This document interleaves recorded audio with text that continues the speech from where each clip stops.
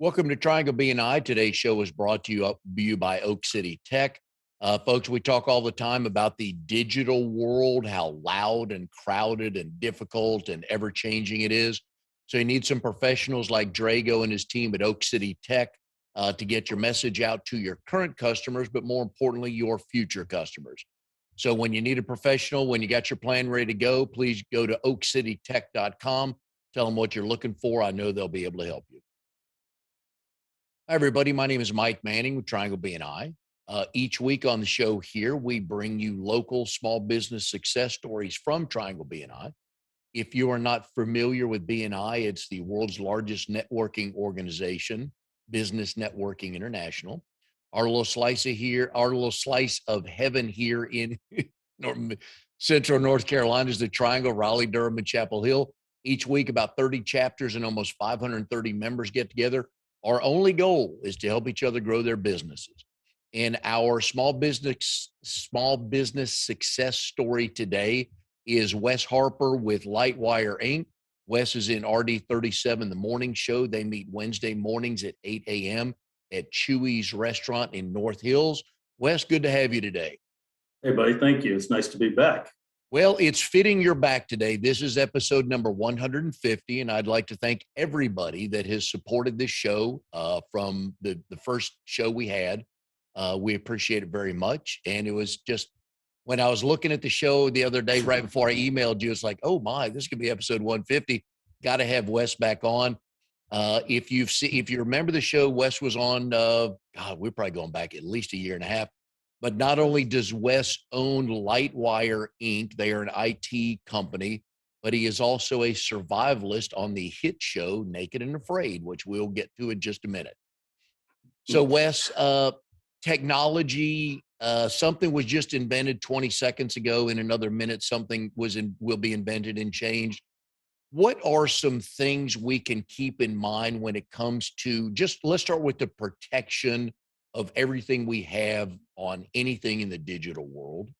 Sure. Well, let me first say congratulations on 150 episodes. I think you're finally starting to know what you're doing now. It's really coming along. Appreciate it. IT, protection, security. I think 2 years ago, I said security was the hottest topic out there, and it continues to be the thing that people are talking about, thing people are scared of the most, and the thing that people are spending money on, to be perfectly honest, protecting their stuff. And it's diligence. So much of it is diligence and checking that email to make sure it's not junk, somebody spoofing you, fishing for information. It's a user-based world. And users are creating most of the problems by clicking on the wrong thing. I'm assuming that's one of the two or three things that we do. They're basically self-inflicted. What are a couple other things we do or don't do to protect ourselves as best as we can? I think even 2 years ago I mentioned this, but having a decent firewall is so important. It really is. And then having somebody manage that firewall who watches it, monitors it, keeps it up to date, does all the security patching. That helps just an incredible amount. Keep out the 99% of bad guys. I think number one is probably that. And number two is having a decent email platform. Between those two, you can ward off a lot of problems, really, just with those two things. We suggest that probably 3 times a day to different clients. They do that. And the assumption we make is these hackers want big companies with billions of dollars, and man, they're just looking for 10 Bitcoins here and there. So they'll go for anybody, right? Big or small. Yeah. And this is a talk I give routinely, is the hackers don't care what size your business is. They don't even know the name of your business. More to the point, they have an IP address. They just don't care. They're not singling you out.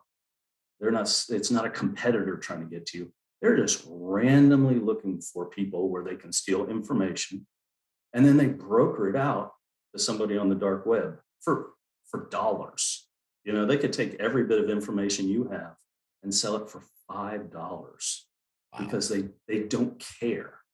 You know, they'll never know your name, they'll never know your company or what you do or your insider secrets. They're just taking your information because they can get $5 for it on the dark web. And then from there, somebody else will broker it right back out again to pay, depending on how much information they have stolen from you. And they may get $30 for it. You know, for your life's work has just turned over for $35. It's incredibly scary. So people who say, "Oh, I'm too small for anybody to hack," that is such a misnomer. And They don't care. it's the questions and the emails that we get sometimes that we stop for a second and ask ourselves, well, that's odd. I've never gotten that before. And then we just answer their question. My favorite is oh, I got a phone call from the IRS the other day. No, the IRS does not call people. So when we get something, hey, so and so wants to update your fill in the blank, Yeah, that's a yeah. huge red flag. It- Absolutely. If you even feel for a second that something's out of whack, just delete it. You know, if it's not, they'll email you again, Mhm. or they'll call you, or they'll get in touch with you. You know, delete, delete, delete. The rest of it will work out. You're not missing out on a huge opportunity. You're not missing out on something. Just delete that junk. You know, they'll find another way to contact you if it's for real. we we do know, and most of our computers at work, personal or professional computers, have some sort of virus scanner on there, virus protection. We give almost no thought to our phone being protected, and we're on the run. Oh, let me check my bank account real quick from my phone. We do things, we don't even think about protection on our phone, do we? No, we really don't. We really don't. You know, everybody thinks that that's the panacea for escaping all the trouble. Oh, I'll just check from my phone. And Mhm. really, that's you watch over the next 2 years of what's coming down for phones. You know, they're talking about, you know, you can get text now. You're getting random texts just like you do spam, like crazy. That's going to be huge as people go away from laptops and PCs to more cell phone based. It's just another avenue for bad guys to steal your information and cause you havoc. I wish I could tell people how many times my wife and I have won contests through a text on our phone. Still waiting for that check to come in though. Yeah, yeah. Well, we get that. We laugh who gets the most each week. I think my wife got two last week. I didn't get any, but 2 weeks before, I got like three times, three contests I'd won. I just need to click here to, to get collect my winnings or whatever it was. It's like, no, don't Right. people don't do that. Con- Congratulations on your extreme success with winning. Wow. I've never won so much of my life since I got texting. Yeah. The other Yes. thing I like what you guys do, and you alluded to it earlier, is the monitoring of it. Because one of the things I love, that when a lot of people say, "Oh, my uncle Billy he sets up my computer." I know I know he cuts grass for a living, but he really loves computers. He's been playing with them forever. And no, yeah, Uncle Billy probably could set up your computer, but Uncle Billy's not going to get that red flag note at 2 a.m. in the morning like you guys do when somebody's hacking your computer. That's absolutely correct. You know, with our firewalls, we monitor every single piece of information that gets transferred in or out. I mean, every single one and zero that comes through gets analyzed. And so we can really strip out a lot of the junk. And what I guess the question to ask people is, what are you willing to lose for $40, $80, $100 a month, right?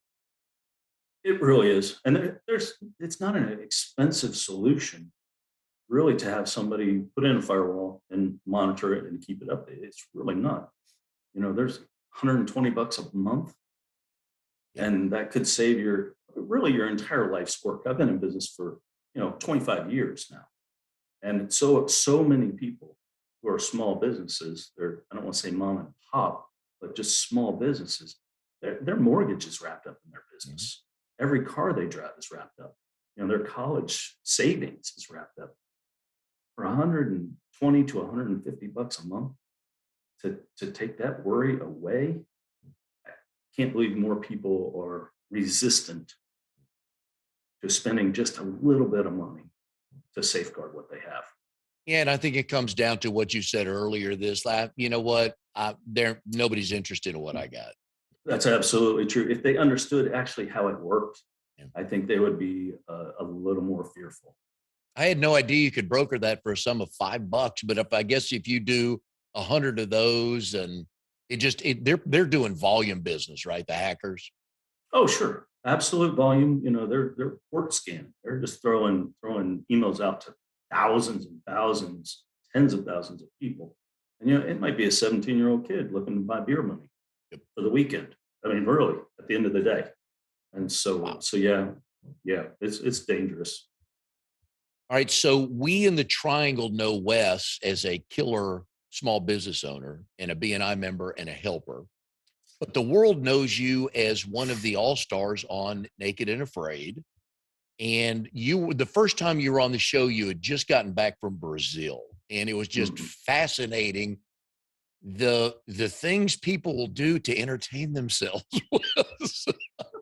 So as the story goes, you had been watching the show and you had been screaming at the TV, why did they do this? Why did they build it that way?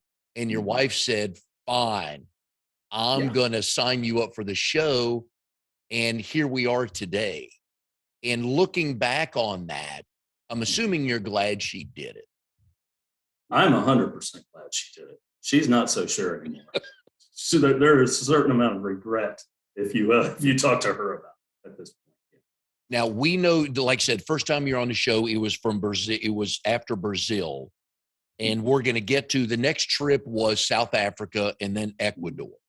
Yes, Right? sir. Okay, Yes, so sir. we're going to get to that in a second. I pulled up a podcast you were on. I think it was right after Brazil. Um, I forget the name of the show, but anyways, we're you and the host, were talking about the prep, and you had mentioned that it took you about a year to be on the show after the first time you sent in the information. And you get like a week or 2 weeks notice, hey, be ready to fly out. Here's your ticket. But when you get a sense after Brazil, obviously you got a sense you were going to be on another show because you really wanted to. And so as conversations came up about South Africa, whether you knew it was going to be South Africa or not, but you sense you were getting closer, what kind of preparation physically can you do knowing you're going to go on this show? Two things are huge. One is take off your shoes. Your feet, you've got to toughen your feet. You're barefoot the whole time. No matter where you go, you're stepping on things, and it's painful. So before South Africa, I walked around barefoot for 6 months, just on the thought that I might actually get the call to go. And so that's huge. And then, of course, putting on a little extra weight doesn't hurt, because no matter how successful you are, you're going to starve to death. I mean, you really are. And so beefing up a little bit, that doesn't hurt. Do you sleep outside in a tent in your backyard? Not anymore. I used to a little bit, but I grew up outside camping, hunting, fishing, and so I am very comfortable sleeping outside. That doesn't bother me one bit. And so for me, that wasn't really necessary for prep. More, going on YouTube, buying 15 different machetes to see which one you like. 4 different fire starters, and all the stuff that you do. You try stuff out just to make sure that you really know how to use it. You're good with it. When you're starving and your brain's not working, it's okay, because you've already practiced 1,000 times. It's kind of like driving. It becomes automated at that point. And you get to bring one thing with you. Yeah, yeah. That's how it works for the 21-day challenges. You get to bring one thing, and then the production supplies you with one other thing that they think may be helpful. But Africa was a group event. And so you got to bring a knife or machete, and then they supplied you with something else that they thought would be helpful, or went to your skill set. Now you went and hang on a sec. It was let me look at my notes here. I want to say, hang on a sec, let me get the right name. Suzanne. That was in uh that was in Ecuador, right? Yeah, it sure was. That was the Okay. all-star challenge I Yep. did with her. And you brought rope Mhm. or a twine. Yeah, Why yeah. did you pick that? You can, because cordage is so Cordage. Yeah. important when you're out there, and you can make cordage. I can make cordage all day long, but it takes hours and hours and hours to make. And so when you're in an environment where you need to slap up a shelter because it's 50 degrees and raining and you're going to die, that really helps things out. You don't have to spend all that time. You can just cut off strips of cordage and start lashing things together. That was my thought behind it, as well as making some traps for food. Now, when you were in Brazil, it was just you and I forget your partner's name. Jesse. Jesse. Mhm. Okay. And that was wonderful. So it was the two of you. South Africa, couple things here. This was the All Star. This was Naked and Afraid XL, which is 40. It was 40 days, but it was Mhm. All Stars. And from what I gather, it was interesting because you could vote somebody kind of off the island if you Yeah. wanted to, right? And Yeah. did you were you drawn to that model? And what made you want to, first of all, were you drawn to that model of survivalism? Well, one, I didn't get a choice in it. I Okay. said yes, and so I got in there. But yes, I really like that because it appealed to my business nature as well, and not carrying around dead weight that was dragging you down. And so, yeah, I thought that was a really good concept. And I was the first person in Naked and Afraid history to ever banish somebody from the tribe. Yeah, that was me, right? Trivia question. Nice. But owning a business and having employees, and for 25 years, you've let some people go. You've hired a lot of people, you've let a lot of people go, and when somebody's not performing, it felt very natural for me to call it out and make a change. Now I'm going to jump ahead to Ecuador only because talking about the value of a partner, and then I'm going to come back to South Africa. But when I Sure. was watching the clip from Ecuador, you and Suzanne is on every show. You have no idea who your partner is until you see them. That's And the correct. look of joy on both of your faces when you saw each other because you were aware of each other. And my sense is you knew you got somebody that moved at the same pace you did and thought the way you did. Yeah, and Suzanne, she can handle herself. I knew she wasn't, somebody that I would prefer not to be with, who was just sponging off me the whole time. She's very educated. She knows what she's doing in survival. So seeing that you got a partner that's worth their salt is very relieving. And Suzanne and I, we already knew each other. So that was great. That was comforting to see. How long does it take you, or did it take you to know, especially in the South Africa 40 days, to size somebody up and realize, yeah, this not somebody I want on my team? About 30 seconds. And what triggers that? The way they talk to you, the way they talk to other people, that's really first and foremost. Like, you get a sense about people very quickly by having a 30-second conversation. And really bringing it back to business, it's the same way when you're doing sales or meet a client or customer or prospective person. You have to evaluate people very, very quickly.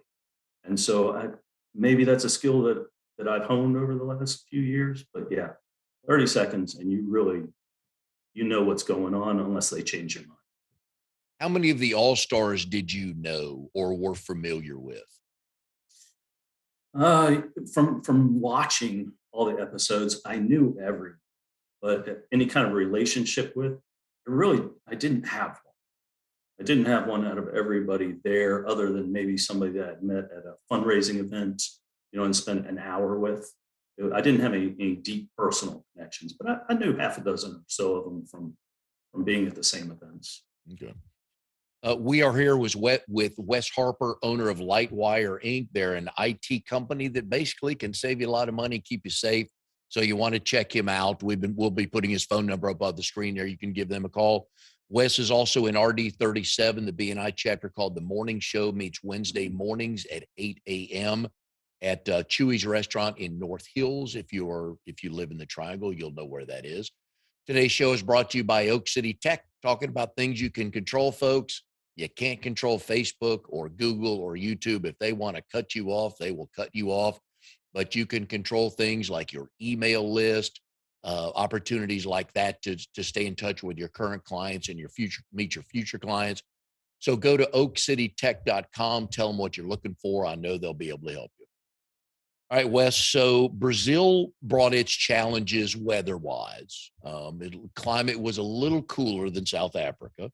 A If I little wrote bit. my notes down correctly, the air temperature at some point in time was about 120 degrees.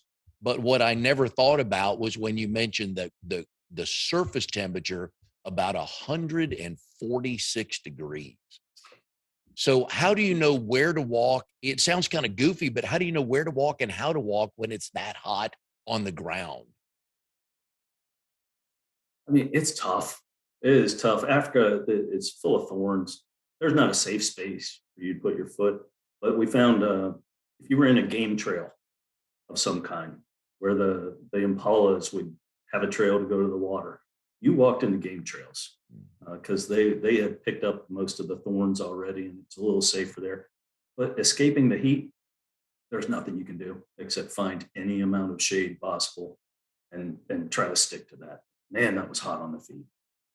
Now, Unbelievably hot. yeah, you would build tents or coverings to sleep in at night. Can you build anything that resembles footwear? Yeah, actually, you can. They have baobab trees in South Africa, the ones that elephants rip the bark off, that regrows bark. We made my partner Gwen Grimes. She's fantastic. We made her a pair of shoes out of bark, and then the person that I banished, he brought duct tape, and so we took his duct tape and we made some duct tape shoes. So that was, yeah, I know, right? It was incredibly helpful though in those very hottest of days. Okay, let me back up. Why did he bring duct tape, and was that a good thing to bring? He brought duct tape because he had brought that in his first challenge. In fact, he is widely known in the community as Duct Tape Boy because that's his go-to survival item. Yeah, I know, but it was incredibly helpful. We made shoes, we made little ground covers, blankets.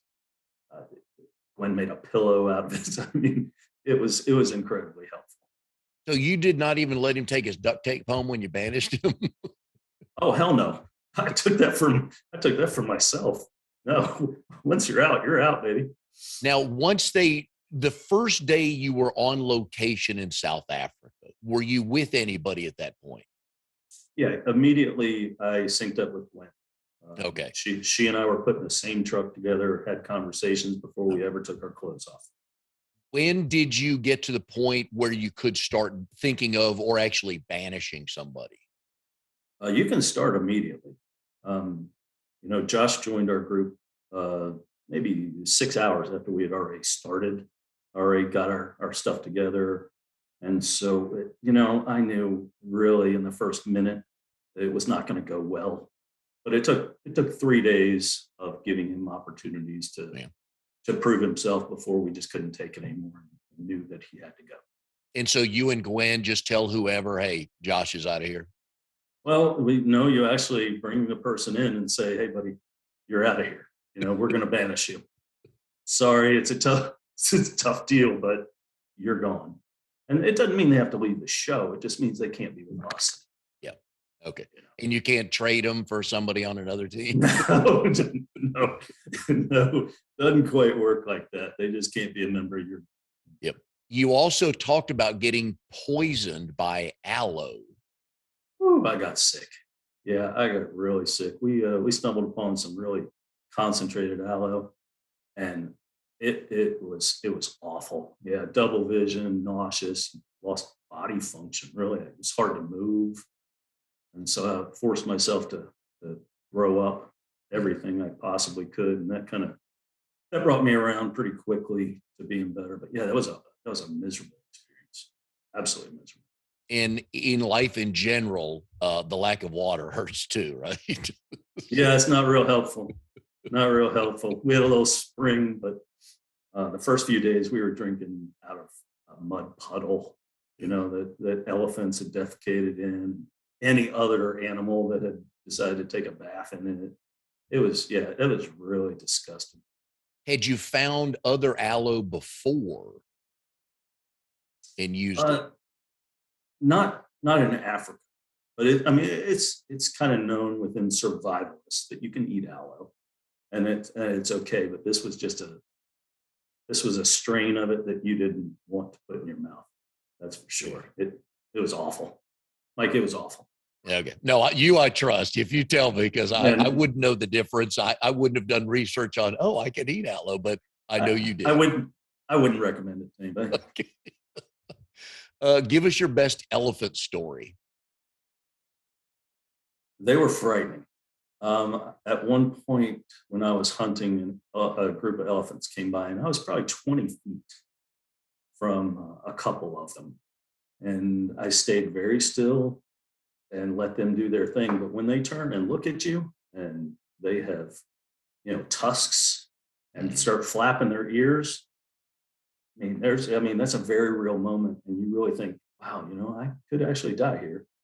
This guy, if he was mad at me, he could really just come over and stomp me, and there wouldn't be anything like that. Yeah, that Exactly. was You can't run or hide or climb high enough, right?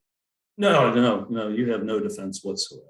And it was really neat though, because we were right on the edge of Botswana, and Botswana had opened elephant hunting for the first time in, I don't know, 100 years. But people went into the bush to hunt elephants, and all the elephants crossed over into where we were. So we saw elephants every single day, like groups of them, 6, 7, 8, 10 elephants a day would come into our camp. And so you were very on alert when somebody spotted an elephant. You kind of backed off, stayed behind a couple trees, made no aggressive moves. Just, just let them do their thing. That was the rule. Were they just sizing you up, you think, and then they decided to move on? Yeah, I think pretty much so. I was in their territory. Mhm. It was their environment, not mine. And I was an outsider. And so they wanted to see what we were about, if we were causing problems, you know, any kind of aggressiveness. So once they size you up, they pretty much would just kind of move along when they were done with whatever they were. The biggest one you saw was how big? Oh, from there, it looked like it was as big as my house, man. I mean, they're huge. They are huge. Big difference from seeing them at the zoo to having one walk by you out in the wild, for sure. Yeah, biggest thing I've ever seen in my life.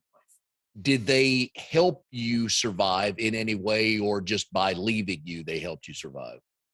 Well, you're gonna be surprised at this, but elephant dung is it's not very well processed, and it's grasses and barks and all that kind of stuff. And you can light it on fire, and it keeps the bugs off you. I'm not lying. And actually, it smells delightful. It's incredibly fragrant. Keeps the bugs off. We used it for pillows. We used it for places to sit. I used it when I was hunting to mask my smell. Yeah, that was the most useful thing ever that no one would ever imagine. And my guess is there was a plentiful amount of that. Oh, new quantities every single day, Mike. Yeah, there was no shortage of that. Wow. But that's the type of research you have to do to legitimately try to survive 1 day or 40 days, right? Absolutely. Absolutely. If you don't know that, then you're putting yourself at a real deficit. Yeah. So yeah, the more you can learn, the better you're going to do.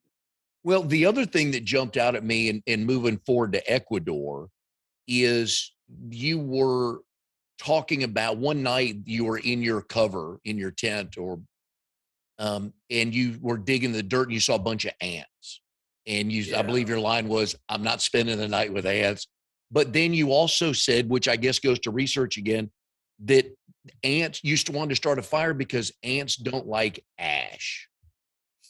Yeah, they How don't. does how does a normal person know that, Wes? They got to watch the show, Mike. But before the show, how do you know? Is your research that good? It's a matter of looking up on Google and YouTube, and just I think there's just a general awareness, that you start having. You talk to other people throughout a lifetime of being camping and fishing and hunting and that kind of stuff. You just amass this knowledge of things that no one on earth would ever know except somebody who's out in those environments. Yes. Survivalist Jeopardy, you'd be a star, wouldn't you? Just got to phrase it in form of a question. I'm good. Now, so let's go to Ecuador. You finished by yourself. We're going to get to that in a minute, how that ended. How did all that start? Suzanne got hurt on day 4. Okay.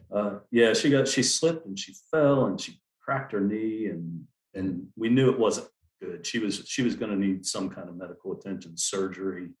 Her staying there was going to be a detriment to her real health, and so she decided that it was time to pack it in on day 4 and go get some help. So that left me by myself for the duration of the challenge. And you could have chosen to pack up and go home or stay by yourself? Oh, sure. Yeah. Okay. You can go home at any time. That's true. Yeah. You can go home at any time, but that's not, as you already know, not my nature. No, I believe in a couple of different stories I've read about you and clips I've seen is the word stubborn comes up a lot. It does. It does. Yeah. All right. So the going through Ecuador, and you have rain, you've got ants, and the normal, I guess the normal things you expect to see and how to survive. I think at one point in time, they said you were down to 100 calories a day. And they talked about the rating here. Hang on a sec. PSR. They said yours was at 8.6. What is PSR? It's your primitive survival rating. It's kind of how you stack up against other survivalists. And it measures your levels of success with things and your levels of failure and your experience, in the survival world. And so 8.6 is what I left with, which is it's a very respectable number. It puts me in the upper echelon of survivalists. When you were in the tent, and I can call it a tent, right? It was a covering, but it was a tent, Sure. right? Yeah. And one of the nights you were there, I think we're going on to like night 13 or night 14. You said you were hearing sounds like car door sounds. Mm-hmm. Yeah. When your brain is getting deprived of that much, calories, things don't make sense anymore. They just really don't make sense. I had a small river, large creek that was by me, and the rushing water at night just sounded like a freight train. Mm. I was hearing like low levels of music. I was seeing lights. It was and babies crying, doors slamming. My brain was inventing all these things that I was hearing, which was in no way real because there wasn't anything within 50 miles of me. And so I was creating those kinds of noises in my head. And I know this is really going to sound like a stupid question, but in context, I know it's difficult to sleep, but what made it, what was the most difficult thing that kept you from sleeping? The bugs and the cold. Yeah. I mean, the bugs just eat you constantly, and so it's really hard to let them chew on you and still have a good night's sleep. It got down to able to sit 51 one night, and that's cold when you're already wet and you're trying to cover up with a leaf. That's really cold.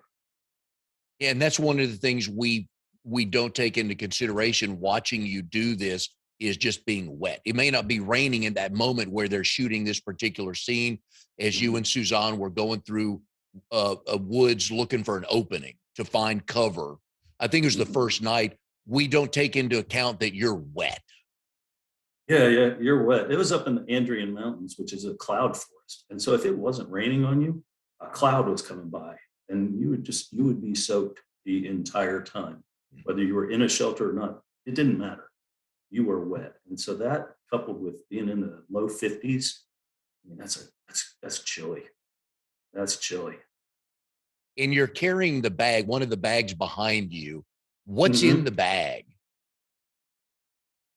Generally, anything that you pick up that you want to use.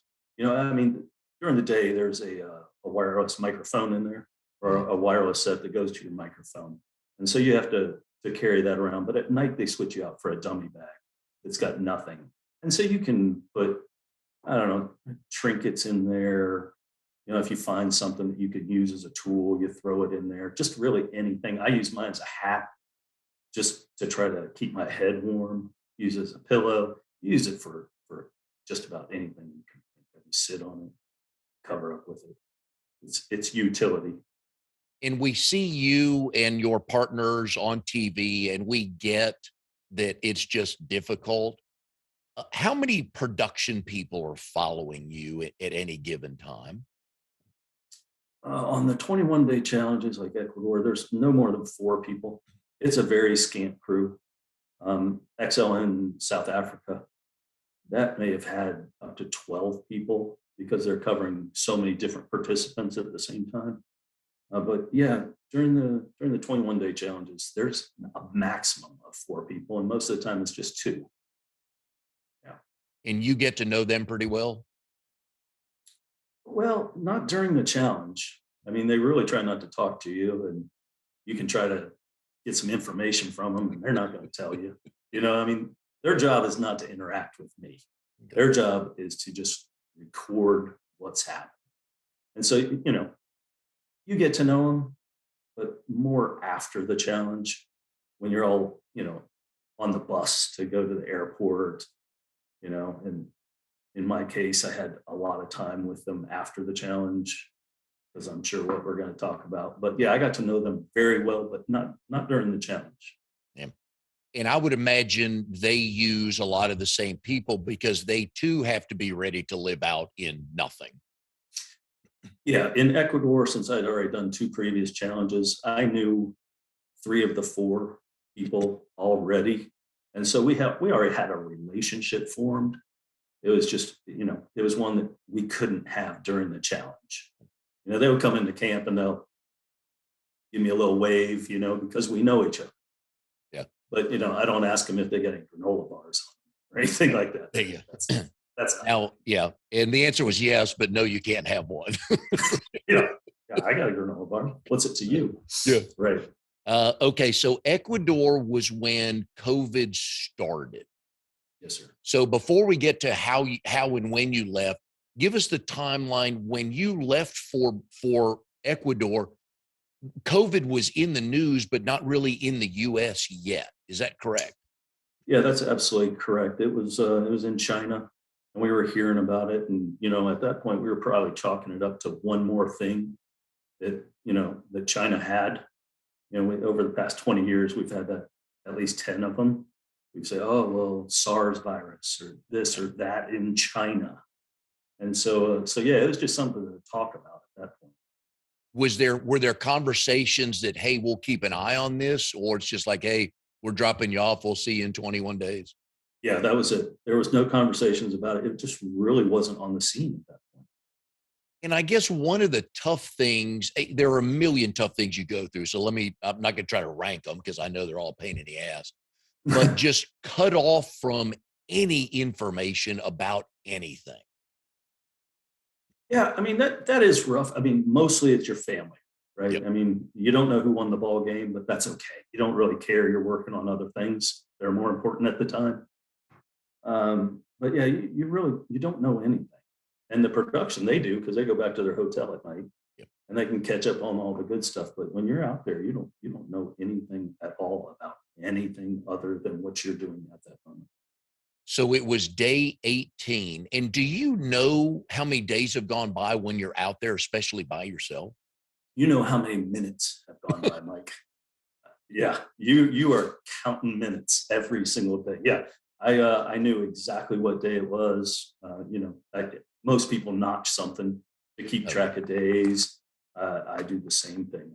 I Okay. know exactly what day it is. All right. So it was day 18.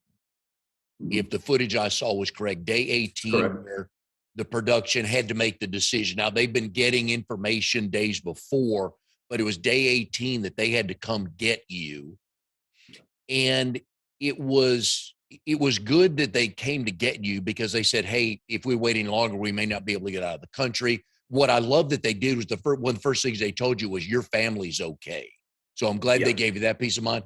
But Wes, it damn near brought a tear to my eye, the look on your face that you couldn't complete your mission of 21 days. I can't imagine what we didn't see. Yeah, that was terrible. I'm a guy that likes to finish things. I got into running so I could finish a marathon, not so I could participate. A half Ironman so I could finish it. Everything that I do is always about crossing the finish line. And to have that yanked out from under me, oh, I was miserable. For the last 18 days, that was the only thing on my mind was finishing, getting to the end. And for it to be pulled out like that, it was a range of emotions. I was mad, and I was upset, and I was sad, and I was back to mad. Yeah, there was a lot of bleeping going on during that time. A lot of bleeping. I just, yeah, because your first thought is I think it's one of the first things you said is you got to be kidding me. Yeah, yeah, that's exactly because coronavirus. What the hell is that? That was that thing out in China, right? Yeah. And now it's crashing down on me that I have to not complete my challenge. Yeah, I was upset. From the time that they came to get you and said, hey, we got to leave, how quick were you on an airplane? It was days. It was days because we were unaware they had shut down the airport. By the time we got to the airport that day, they had closed it. Oh, And so we were in Ecuador in Quito for about 5 days, trapped in the hotel because there was just no flights in or out. then how did the flight become available? I'm not quite sure. There's some details that I'm not privy to, but Discovery Channel sent a private jet Okay. and somehow got permission to land, somehow got permission for us to get on board, and then they got us out there as quickly as they could. Wow. So they even came late.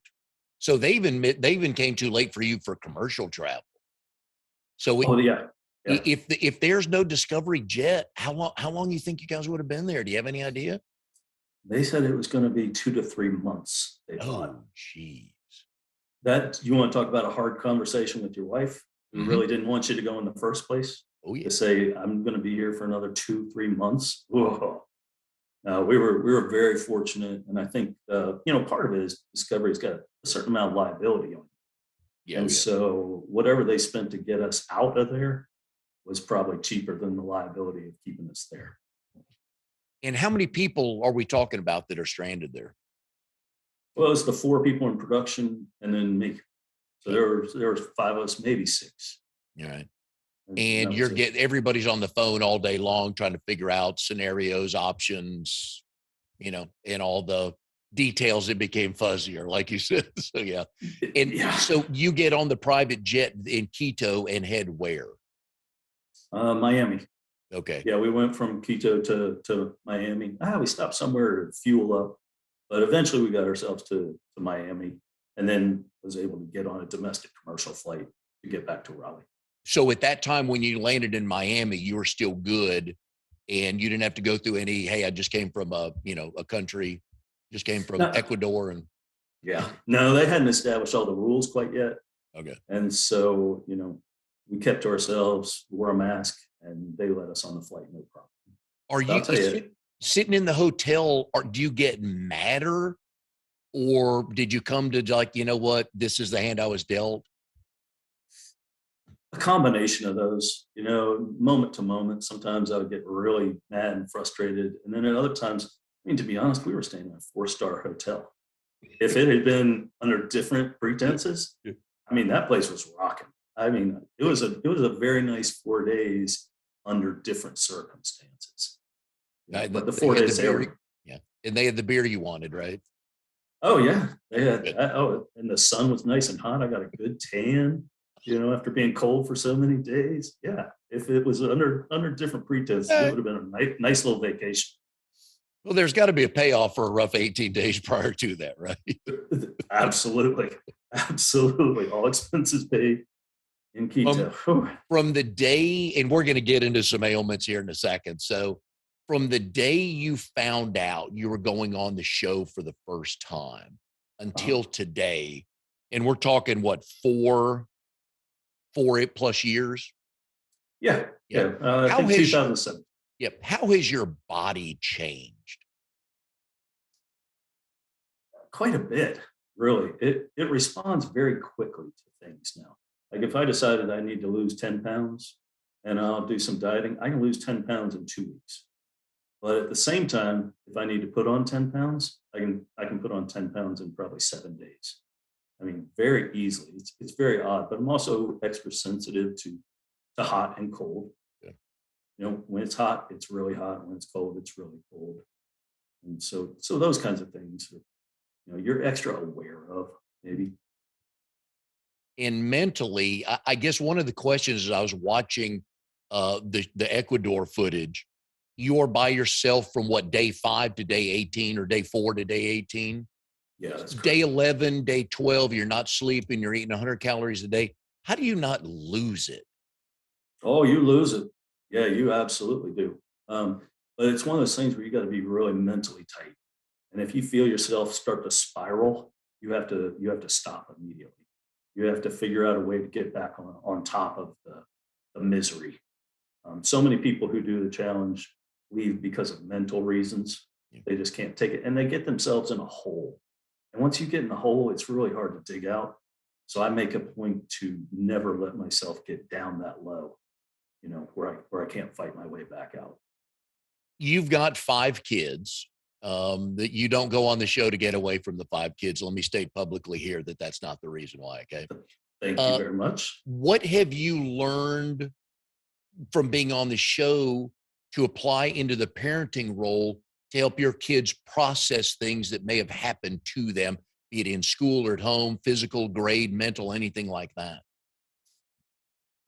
I've told them from a young age that when they worry about stuff or maybe getting little, minor amounts of trouble, this and that, I always tell them, is this going to be important to you in 5 years? In 5 years, are you going to look back and go, oh, wow, this was a real issue? Or is it something that just you're going with? And so that's been a good thing. That resonates with them really. And do they, so the first time you're on the show, I'm thinking that your kids were like, my dad's going to be on this show. And now is it like, yeah, dad's gone again?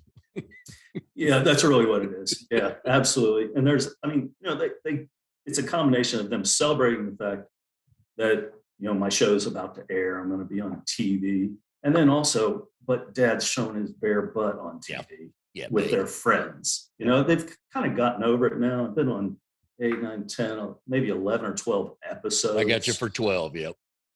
So, that's they're kind of over that. They understand that everybody in the free world has seen my butt. Yep. They're okay with it at this Yep. point. Can you, and do you forget, or are you always reminded you have no clothes? You always know that you Okay. have no clothes. Yeah, you always do, between the temperature swings and bugs biting you in places that you never thought you'd get bit before, and thorns and tree branches. Yeah. Oh, you Okay. know, All right. you know. Can you confirm or deny there's conversations going on about another show? Uh, yeah, I can confirm. There's always conversations going on about the Good. show. Um, there's gonna If you watch TV this spring, you'll find some stuff that I think you'll enjoy. Outstanding. Mm. When will you know it's time to not go on another show again? Oh, that's probably the best question so far. I wrestle with that all the time. And really, it's not great for my marriage for me to go on these shows. It causes angst. Molly doesn't want me to be gone for 40 days, 60 days, whatever it is. She wants me at home, and I understand that completely. It's my own selfishness, of wanting to do these challenges and get out there that drives me to keep doing it. So, I'm 51 now. So there's going to come a time in the not too distant future where getting a little old to be playing these games. So there's a few more years left in me if they choose to have me, but at some point it's going to run out. Is there a country you would love to do a show from? Oh yeah, many, many, many. I would love to go to Australia. Mm. I would love to go to Alaska. Ooh. They Yeah, would have that to would give you be. some clothes there, right? Yeah, probably a bear skin or pelt of some kind. Yeah, I mean, those are a couple of destinations. Anywhere in China would be cool. There's many places in the world that I have not been to. And although, you want to go there as a tourist, not necessarily as a naked guy trying to survive, but you still get to go. And so, When yeah. when you're on a commercial flight, when you get back to the US and you're on a commercial flight back to Raleigh, has Mhm. anybody ever said, "Hey, so what are you doing? Where are you headed?" On the plane? Did you ever do they ask and do you want to tell them, "Hey, just take the show somewhere in place you don't ever want to be naked in?" You're not supposed to, but Yep, yes. sure. Yes, I met a couple of people when I was coming back from South Africa, and they kind of sized me up. They said, well, "This guy." I had a scraggly beard, and I was only 145 pounds. I'd lost 50 pounds, and I still try to carry myself with a little bit of an air of, "Hey, I'm somebody." And so they were like, "What's this guy's deal?" And so we had a little private conversation with what was going on. So yeah, it's really hard not to say something to somebody. You just had this amazing experience. It's hard to When just keep that inside. when your challenge, any of the challenges are finished, you get back to the hotel, you get your I know you wanted the beer after the first one, but you Yeah. get a shower, you finally get a good night's sleep, pair of shoes and some clothes. Are you walking funny for a week because your feet hurt or your back hurts or anything like that? Yeah. Yeah, you really are. Your feet are not accustomed to being in shoes after not being in shoes so long. They're very uncomfortable.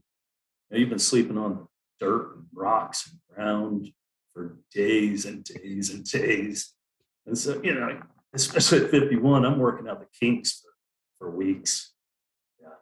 Now, why or why not would you recommend anybody watching this show today sign up to be on Naked and Afraid? Because there is no way that somebody can watch 43 minutes of an episode and make the mental shift that that's actually 21 days. Even as a person who's done it 3 times, when I watch an episode, I still can't picture them surviving for 21 days. Mm. Every minute of misery, every single hour, every single day. It's just there's just no way to make that relate. If you go out in the woods and let yourself get beat up for 2 hours, Mm. that's 2 hours. That's twice as long as the show that you're about to watch.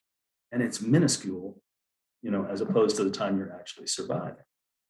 So If yeah, so, it's not for everyone. your recommendation for somebody being on the show, you would say if they are wired this way, they would love to be on the show. Yeah, absolutely. You summed it up right there. If you're one of those crazy loons like I am that loves being miserable, sorry, that loves suffering, that feels like they're at their best when the situation's worst.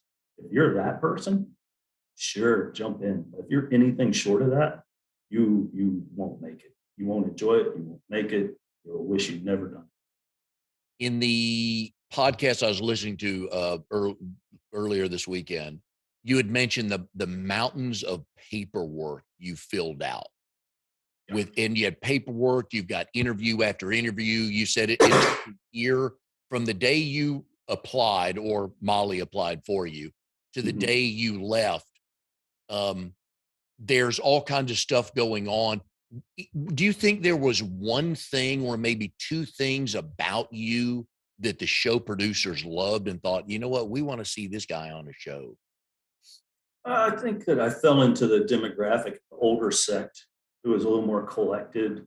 I think the fact that I own an IT company, but somehow I'm a survivalist as well. I think that that was going to make an interesting dynamic for them, as well as the fact that I had done all these endurance sports. I was an endurance athlete doing half marathons, half Ironman. And so I knew how to finish something. I was always looking for a challenge. So between all those, I think they said, all right, let's give this guy a shot. And also, a lot of luck. I turned in my application like the day they were looking for a guy like me. So really a lot of luck on the first one. Yep. All right. So 2 bits of educational points Wes can provide for those of us who are watching the show today. One is IT security. Please, please, please get it set up. Reach out to Wes. We've been putting his phone number on there. What's the website, Wes? It's lightwireinc.com. Got it. Okay. Go check that out because it's legit and it's only going to get worse, folks. These hackers, you think they're good today. Geez, wait till dinner time, much less March of 2024. So don't mess with that. And Survivalist, if you really, really want to be on the show, then do what Wes did. Just go for it, right? 100%. 100%. I was fortunate that I had Molly give me the push because I'm not sure I would have done it on my own. But yeah, if it's something you want, go for it. Just like everything else in life, you got to reach out there and grab it. Well, good. And Wes, it's only fitting you're on episode number 150. Love having you back. We'll have you back again when whatever news comes out in the spring that we may or may not enjoy watching. So we'll talk about that again. I love the fact, one of the things I love about this show is people do things that I've never done or won't do. I love different. And just the fact that you choose to do this is what I love hearing about. But the joy on your face when you talk about it is really what makes it worthwhile, because I can see the pride you have in accomplishing those missions. That's true. I really do. I enjoy getting out there and testing myself and then overcoming whatever the obstacle is. That's very rewarding. Good. Well, enjoyed having you on the show. If you'll hang on for a minute, go again, folks, go to lightwireinc.com. Get your stuff protected because you're going to thank Wes. You're going to thank me one day that you did that. So please go do that. Better to see me before than after. That is correct. Sure. So, and we will see everybody next time on Triangle BNI.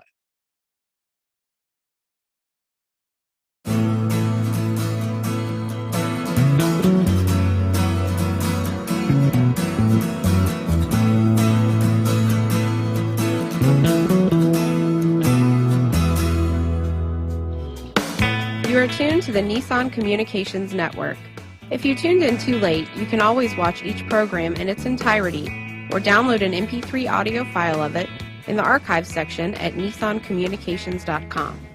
Don't forget to subscribe to our YouTube channel, follow us on Twitter, and like us on Facebook. Sponsored by StreamingGear.com, Carolina Apparel, and DeltaForce.net.